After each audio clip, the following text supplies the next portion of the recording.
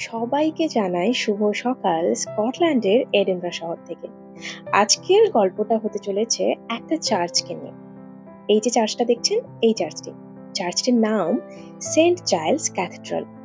আর এই চার্চটি আমরা যে শহরে রয়েছি স্কটল্যান্ডের রাজধানী এডিনবরাতেই। কিছুদিন আগে আমরা গিয়েছিলাম এই চার্চটি ভিজিট করতে। দেখুন কতটা সুন্দর। আচ্ছা, আপনারা দেখে কি বুঝতে পারছেন যে এই চার্চটি ৯০০ বছরের পুরনো একটি চার্চ, কিন্তু এত সুন্দরভাবে রয়েছে দেখে বোঝাই যাবে না যে একটা পুরনো চার্চ। এতটা সুন্দর। আর দেখুন এত কারুকার্য এত সুন্দরভাবে করা হয়েছে।